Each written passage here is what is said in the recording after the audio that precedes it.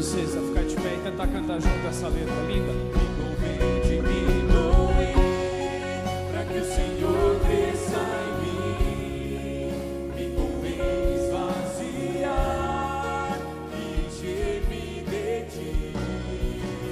Negar tudo que sou e ser santo como és. Tomar a minha cruz e seguir-te, meu Jesus. Me convém diminuir, para que o Senhor cresça em mim.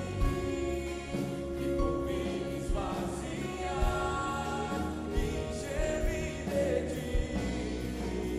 Negar tudo que sou e ser santo como és. Tomar a minha cruz e seguir-te, meu Jesus. Senhor nosso Deus, nós queremos te pedir que isso aconteça em nossa vida, que nós venhamos a diminuir e que cresça o Senhor dentro de cada um de nós. E assim também colocamos esse tempo da mensagem, queremos ler, ouvir da tua palavra, que ela possa servir para que o Senhor cresça em nós e que diminua tudo aquilo que é nosso, humano, carnal, e cresça o Senhor. Em nome de Jesus. Amém. Amém. Podem sentar. Obrigado, equipe de louvor, por trazer essa música. Foi cantada ontem nos jovens. E quando eu ouvi, estava com o tema de hoje em mente. Pedi para que eles apresentassem, que essa letra pudesse fluir também através do teu e do meu coração, ainda antes da mensagem.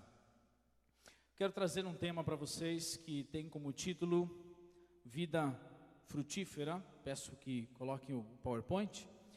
Vida Frutífera está baseado num texto bíblico que nós vamos ler já já. Imagens belas. Eu sei que vocês gostariam de ir até o telão e tirar uma agora. Olha, só porque eu não pensei antes, podia ter servido assim, né, para começar a mensagem, já pensou? Todo mundo com aquele gosto delicioso. Vamos ver, a mensagem vai continuar domingo que vem. Talvez. Haja uva, hein? Só 3 bolinhas para cada um? Uau! Essa mensagem, ela é para um grupo específico de pessoas. Esse tema, eu vou tratar hoje, eu comecei a preparar ele, olhei o texto bíblico e falei, há muito conteúdo belo no texto, para eu atropelar o texto num domingo só. E eu vou querer preparar ele em 2 partes. E o texto é muito lindo, mas eu confesso que ele é para um grupo específico de pessoas. Algumas pessoas não vão se interessar por esse tema, e eu vou dizer quem são. São aquelas pessoas que talvez pensam que vida frutífera, gerar frutos espirituais, talvez seja coisa para pastor ou líder. Essa mensagem também não vai interessar para algumas pessoas que estão antes interessados em serem consumidores religiosos. Apenas consumidores religiosos, né? Até compra livro, até compra DVD, até paga para estar cadastrado em alguma igreja, mas ele é como um ralo que só vai e nunca volta nada, e é isso que ele quer ser. Ele não vai se interessar por esse tema.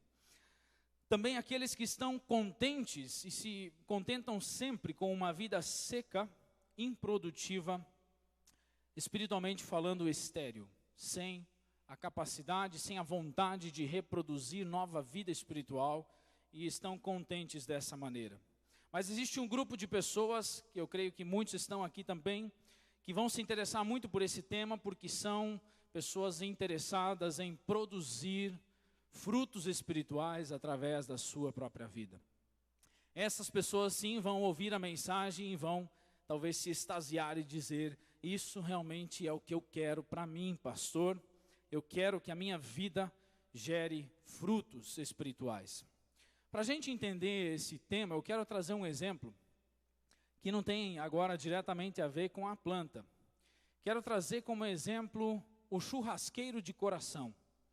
Eu não sei se você já conheceu alguém que é churrasqueiro de coração, aquele que tem um amor por preparar o churrasco. Talvez alguém preparou hoje para você, né? É o meu caso. O churrasqueiro de coração, ele é alguém que não faz a carne assim só por fazer, vamos comer, alimentar e chega. Ele quer que o negócio dê prazer para toda a família. O churrasqueiro de coração é aquele que se preocupa já na hora de escolher a carne. Ele não liga tanto para o preço e mais para a qualidade.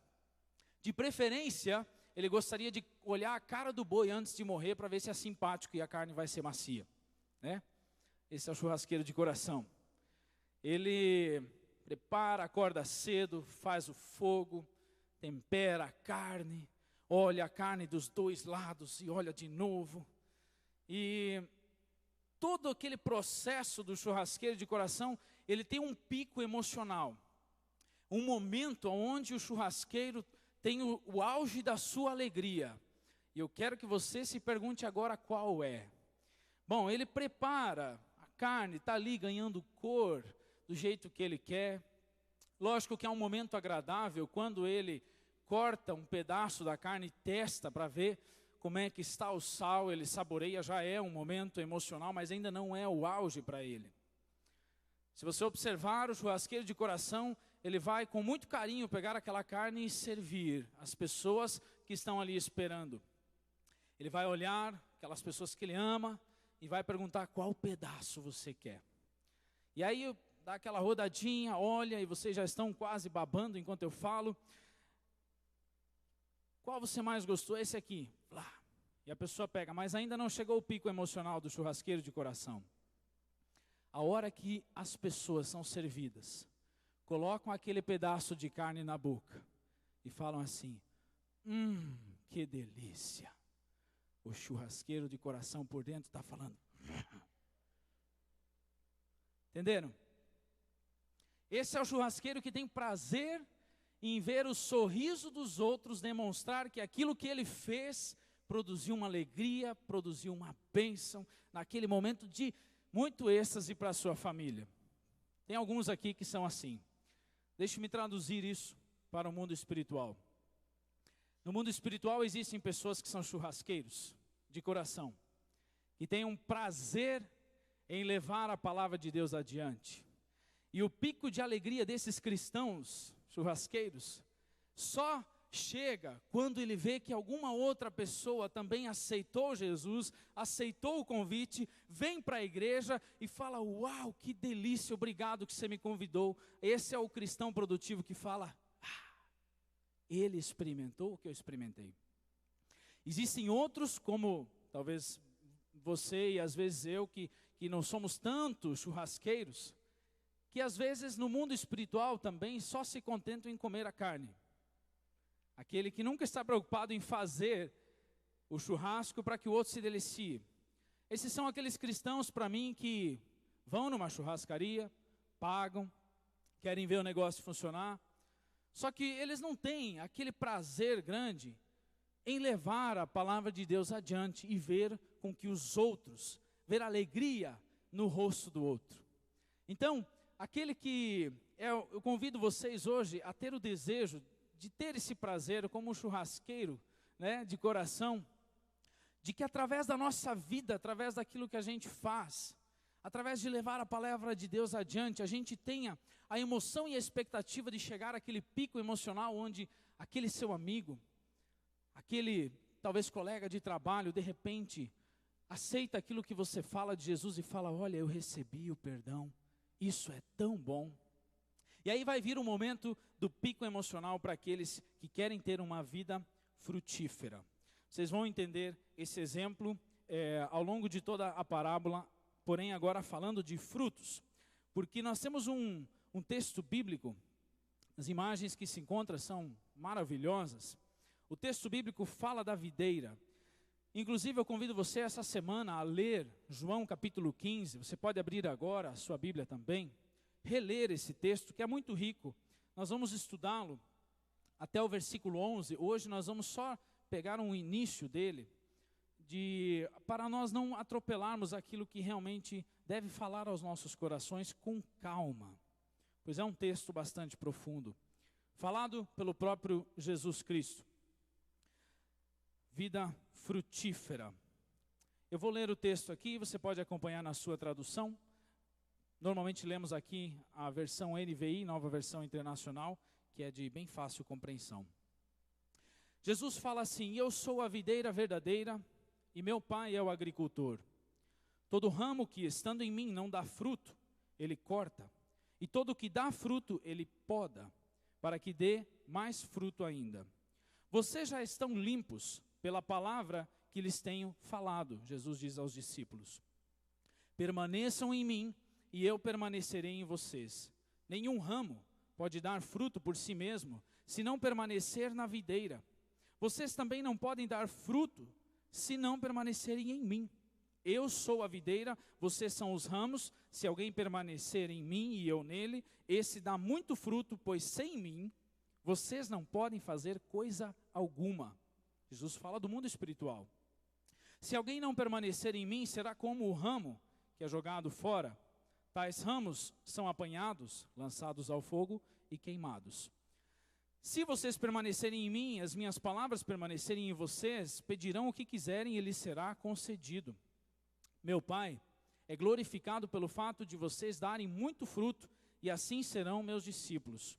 Como o Pai me amou, assim eu os amei, permaneçam no meu amor.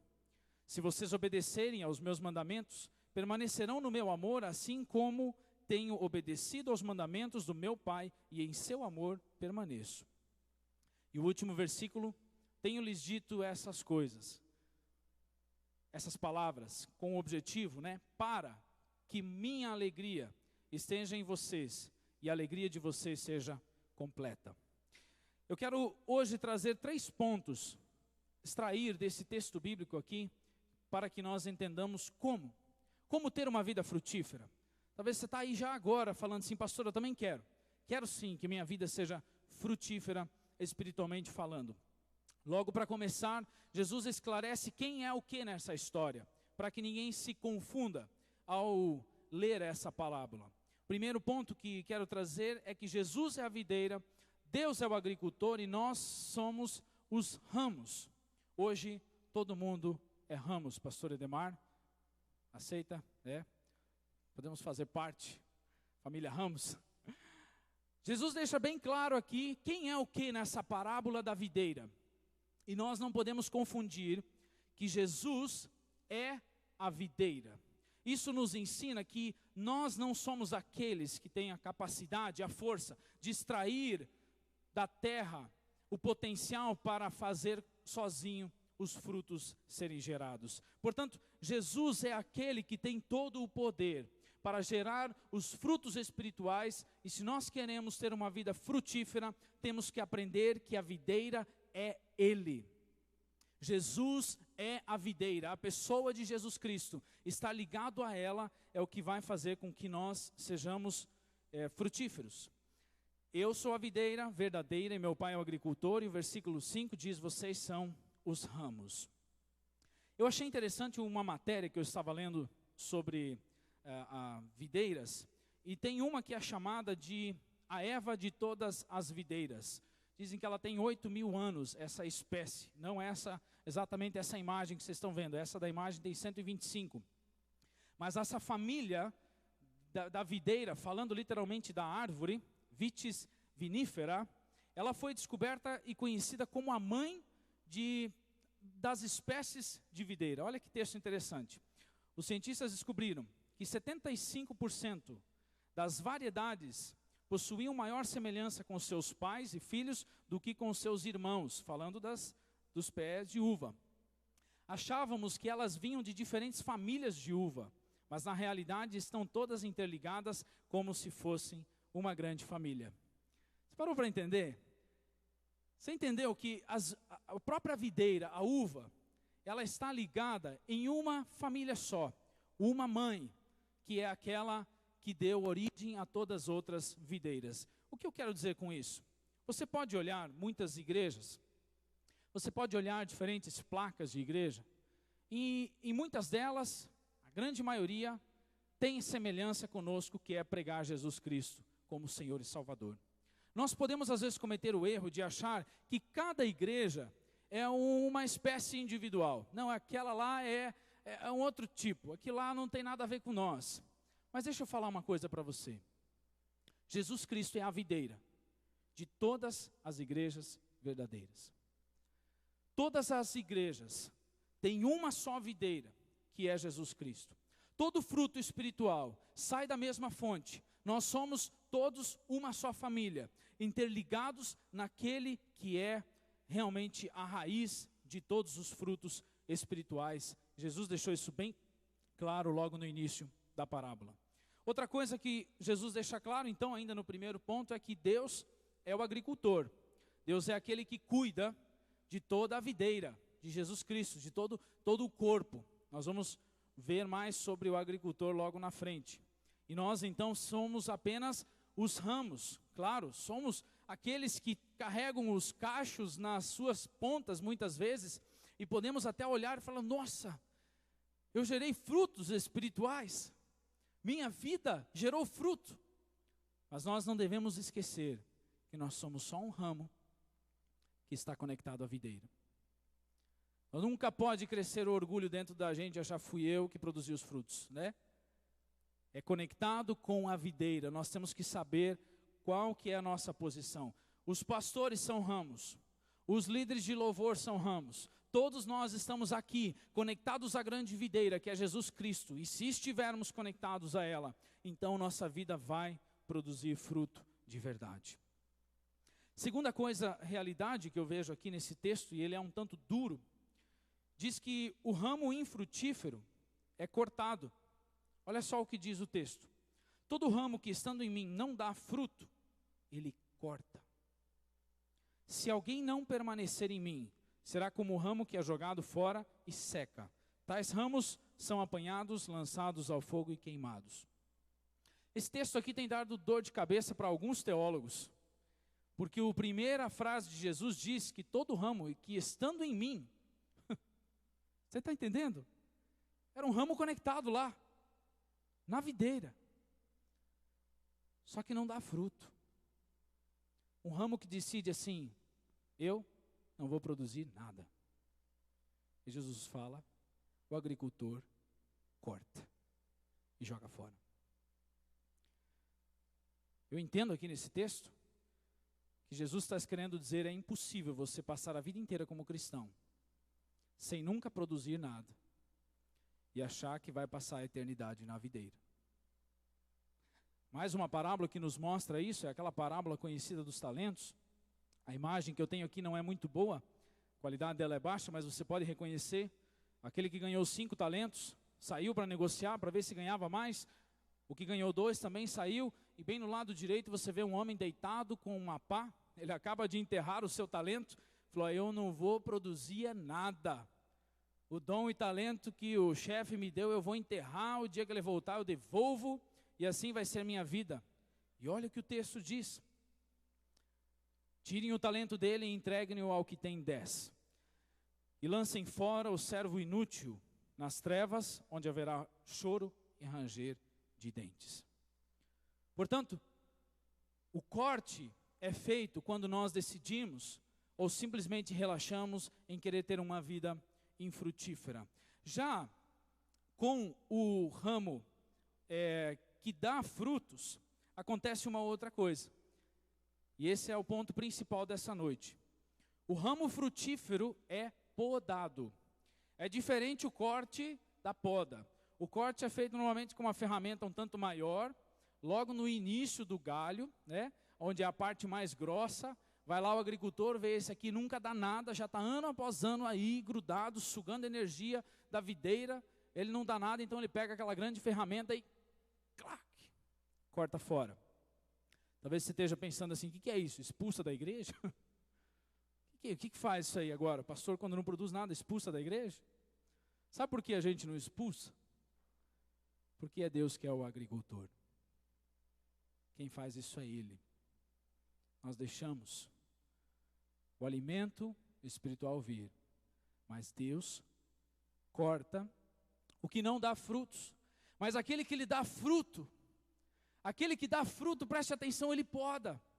O que é a poda? A poda é feita com uma tesoura mais leve, um tanto mais, aqui está o versículo, né? E todo o que dá fruto ele poda, para que dê mais fruto ainda. E ela é feita com essa ferramenta aqui, ó, bem pequenininha, leve. O agricultor observa como é que está essa vida, como é que está esse ramo. E quando ele vê que tem alguma coisinha no ramo que não está legal, ele vai lá e poda. Ele corta no lugar exato, para que aquele ramo, no ano seguinte, muitas vezes é feito no inverno, quando está seco, né? Normalmente quando está seco. Corta para que no ano seguinte aquele ramo possa dar fruto de verdade. E quando nós falamos sobre a poda, é aí que muitos acabam ganhando um freio com relação à igreja. Espera aí, mas agora vão querer me podar? Os jovens têm o costume de falar, quando alguém está falando uma coisa, o outro corta assim no meio, e fala, ei, não é nada disso aí. Pronto, está me tesourando, né? Jovens conhecem esse termo. Está me tesourando, né? Ninguém gosta de ser tesourado, espera aí. Mas está falando, é isso mesmo, pastor? É essa a mensagem? Sim. É o que Jesus fala que acontece. Que quando Deus nos ama e vê que nós estamos dando fruto, a mensagem aqui é para quem está dando fruto. Ele com muito amor vai lá e poda para que dê mais fruto ainda. Na Alemanha, um país muito rico, onde quase ninguém precisa viver na rua, existem pessoas que vivem mesmo assim na rua. E sabe por quê? Porque eles não quiseram a disciplina dos pais. Alguns falam, inclusive, olha, eu quero viver na rua, porque em casa meu pai fica mandando o que fazer. E aí não querem se submeter a isso. Quando alguém se converte, quer fazer parte, ser enxertado nessa videira, ele tem que entender que ele vai ter um pai, um agricultor. Tornar-se filho de Deus significa receber perdão e amor, mas também a educação e disciplina do pai. Tornar-se filho de Deus é receber amor e perdão, mas também eu entro dentro de uma casa, eu não estou falando aqui dessa estrutura, estou falando do mundo espiritual, da casa de Deus, onde você ali também vai receber a disciplina e a correção do Pai. Como nós nos sentimos quando somos podados? Qual que é o nosso sentimento? Como que nós reagimos, né? Quando Deus de alguma maneira chega para você e fala, olha, isso aqui não está legal, chega. Qual que é a nossa reação? Normalmente ela não é contente. Eu quero mostrar uma propaganda para vocês que eu achei muito interessante, que incentiva os pais a cuidarem da alimentação dos filhos. E mostra primeiro a reação dos filhos e depois, diante da seleção dos alimentos, né? Quando eles querem comer qualquer coisa. Preste atenção nesse vídeo, bem bacana. Eu vou dizer que te odeio. Solta bem do começo lá pra gente. Eu vou chorar. Eu vou gritar. Eu vou dizer que você me trata. Eu vou dizer que te odeio. Eu vou chorar. Eu vou gritar. Eu vou dizer que você me trata mal. Vou fazer você passar vergonha. Mas é que eu ainda não entendo o que é diabetes. Eu não sei o que é hipertensão. Então, papai, quando eu chorar só porque eu quero comer besteira, resista. Diga não. Não, papai. A AMEL sabe o quanto é difícil combater a obesidade infantil. Resista. Diga não. Obesidade infantil. Ótimo. Ajudei os pais agora para uma semana, né? Tem o que falar em casa, né? Lembra do vídeo do pastor? Qual que é a reação da gente quando ganha um não? Quando somos podados? Nós não gostamos. Não, eu não quero. E sabe que até a Bíblia fala que é assim a nossa reação, quando queremos ter uma vida frutífera, e Deus então fala, beleza, vamos nessa, deixa eu podar algumas coisas. A nossa reação é a mesma. Peço que coloque nos slides de novo. Eu quero ler um texto bíblico para vocês, que preste atenção, é Hebreus capítulo 12. Você pode depois olhar em casa ainda mais esse texto. Nós vamos ler alguns versículos. Meu filho, não despreze a disciplina do Senhor, nem se magoe com a sua repreensão, pois o Senhor disciplina a quem ama, e castiga todo aquele a quem aceita como filho. Suportem as dificuldades recebendo-as como disciplina. Deus os trata como filhos, pois qual o filho que não é disciplinado por seu pai? Acho que na época do escritor ele não imaginou que teria a nossa geração, né? Ainda não tem disciplina muitas vezes, era bem lógico para ele que um pai disciplina seu filho e que Deus faz da mesma forma. Além disso, tínhamos pais humanos que nos disciplinavam e nós os respeitávamos. Quanto mais devemos submeter-nos ao Pai dos Espíritos para assim vivermos como esse Pai. Nossos pais nos disciplinaram por curto período, segundo lhes parecia melhor. Deus nos disciplina para o nosso bem, para que participemos da sua santidade. Sabe o que isso significa? Que Deus te disciplina, Deus vai te corrigir, porque Ele quer que cada vez mais você seja como Ele. Você tenha participação na sua santidade. Nenhuma disciplina parece ser motivo de alegria no momento, mas sim de tristeza. Mais tarde, porém, produz fruto de justiça e paz para aqueles que por ela foram exercitados. Esse é um texto para nós dizer aleluia, glória a Deus, né? Esse é um texto para a igreja celebrar e falar sim, disciplina, quem quer disciplina bata palmas, quem quer uma chicotada de Deus grite aleluia. Já viu alguma música assim? Não. Espera aí, pastor. E realmente o texto nos diz que na hora em que Deus nos corrige e nos pede para parar com algumas coisas, o momento primeiro é de tristeza, como dizia o texto, ninguém fica feliz. E aí eu quero aplicar isso aqui. Sabe aquele dia, aquela mensagem que talvez fez você ir triste para casa? Brabo, nervoso. Hoje não gostei que o pastor ficou falando. Sabe aquele conselho de um amigo seu, que gosta muito, que chega e fala assim, cara, eu acho que esses caminhos não são legais para ti. Sabe quando você ficou nervoso com ele? Fala assim, cara, quem que é você para me dar lição de moral? Sabe aquela situação onde uma pessoa mais de idade chega para você, com certa experiência, e te dá um conselho que você não gosta? Hoje de manhã estive em Guaíra com os irmãos, e uma senhora de idade lá falou assim, quando eu falei sobre isso, ela falou, mas pastor, pessoas de idade também precisam ser podadas. Sério, irmã? Ih, tem uns que só ficam fazendo fofoca da vida dos outros. Precisam ser podados também os velhinhos. E ela era velhinha já. Sabedoria. Sabe aquela mensagem que te faz ir triste para casa? Você fala, não gostei. Pode ser a melhor mensagem da sua vida. Pode ser ela que vai fazer você ter uma vida frutífera como nunca. Os momentos que mais me marcaram no seminário não foram os tapinhas nas costas e parabéns pela mensagem. Os que eu mais me lembro e me disciplinaram foram aqueles quando o professor chamou para o canto. Diz aí, assim não é legal. Barbaridade, eu não vou mais nem ser pastor, isso aqui não é para mim, já vou abandonar tudo. E a gente respira de novo e fala, não, mas ele está querendo o meu bem e vamos lá. E é isso que faz com que minha vida de novo possa produzir frutos saudáveis. E para que a gente receba melhor a disciplina do Senhor, nós temos que entender como é que o Senhor disciplina, pois o Senhor disciplina a quem Ele ama. Por que é que Deus me corrige? Por que é que Deus quer que eu mude de vida? É por amor, meu irmão, para que você dê ainda mais frutos. Existem pais que batem nos filhos porque estão estressados. Existem pais que batem nos filhos descarregando os problemas do trabalho ou até conjugal. Existem pais que batem porque não têm paciência.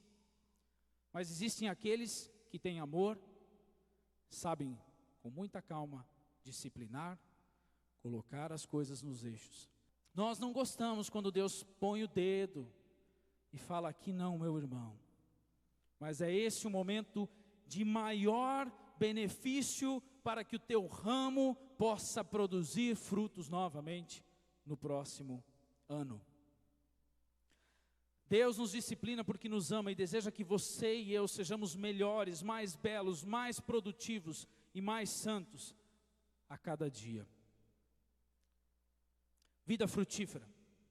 O que tem a poda a ver com isso? Tudo. Tudo. É impossível eu falar para você que você vai ser uma bênção espiritual, falar que Deus vai te usar, sem você entender que Ele vai te corrigir, que Ele vai te tratar, que Ele vai te podar. Quando o ramozinho estiver crescendo para o chão, rumo às coisas terrenas. Deus vai cortar e vai falar: aqui não, você vai crescer para cima. Eu quero que você seja uma bênção. E por isso, com muito amor, com muito carinho, eu hoje te podo para que você dê ainda mais frutos. A vida frutífera de amanhã depende da poda de hoje. Por isso, eu quero terminar essa mensagem, e você talvez não é como a criança que viu no vídeo, criança que não sabe o que é hipertensão. Você talvez sabe o que é pecado.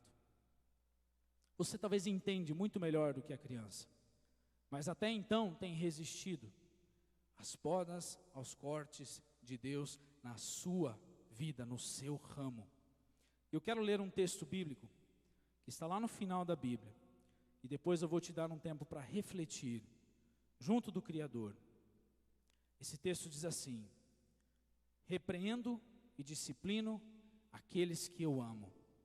Por isso, seja diligente e arrependa-se. Seja inteligente. Se Deus diz para a sua vida: ei, aqui, deixa eu tirar. Talvez algumas vezes já Deus tem falado com você e tem dito assim: ei, essa pontinha do ramo aqui, vamos cortar. E talvez você tenha dito assim: peraí, na minha vida não mexa. Você quer ter uma vida frutífera?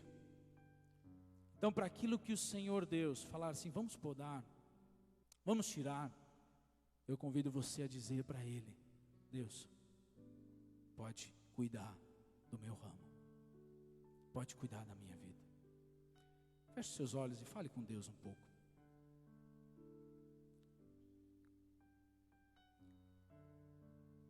A equipe de louvor pode chegar, nós vamos já cantar, e eu quero que você reflita sobre a sua vida.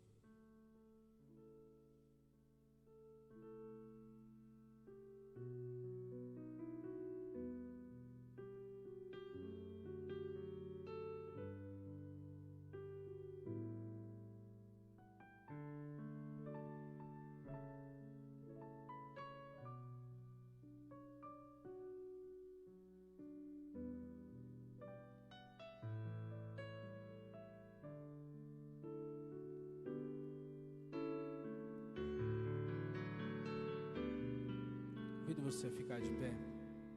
A gente quer cantar junto essa música. Renova-me, Senhor Jesus. Já não quero ser igual. Pode colocar no telão. Enquanto nós vamos estar cantando, fale isso ao Senhor. Peça que Ele renove a sua vida. Peça que Ele corte o que não precisa estar aí, o que não deve estar. Deixe Ele ser o agricultor que cuida dos seus ramos.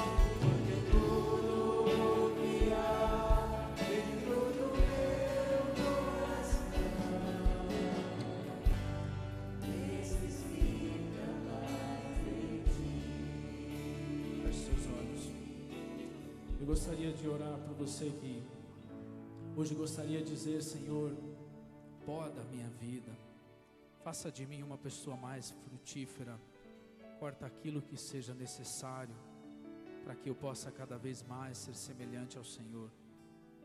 Se esse é o seu desejo, ore junto comigo, em espírito e em verdade. Pai Celestial, nós te agradecemos por ser o agricultor que olha e cuida das nossas vidas. E te peço, Senhor, perdão se às vezes somos infantis, Senhor, e queremos ditar as regras, dizer aonde o Senhor deve podar e não podar.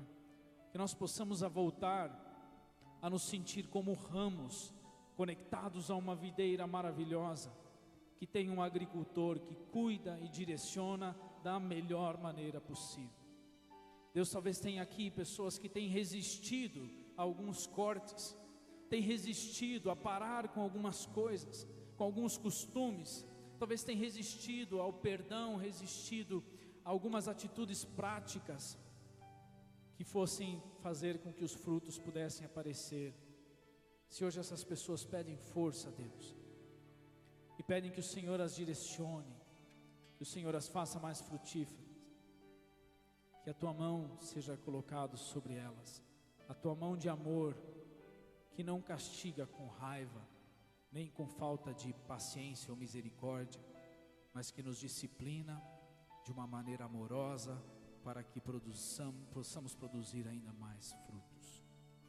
É isso que eu te peço, Senhor, para a nossa vida, e que durante essa semana o Senhor siga cuidando dos ramos, cuidando da tua igreja, cuidando do corpo de Cristo, que vai voltar para as suas casas, seu trabalho, e que lá, Senhor, possamos também sentir a direção, o cuidado do Senhor sobre toda essa videira. Em nome de Jesus que eu oro. Amém. Amém. Vamos concluir o culto cantando a oração que diz: vem em mim habitar o Senhor. Queremos ser templo do Senhor nessa nova semana.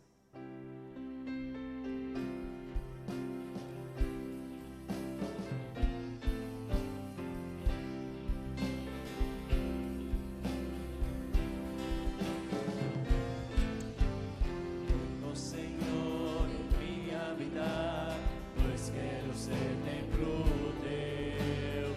Quando eu sair deste lugar, que Jesus permaneça em mim, permaneça em mim, permaneça em mim,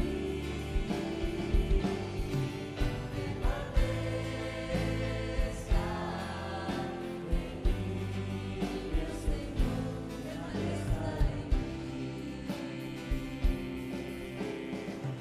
O Senhor em mim habitar, pois quero ser templo teu. Quando eu sair deste lugar, que Jesus permaneça em mim, permaneça em mim, permaneça em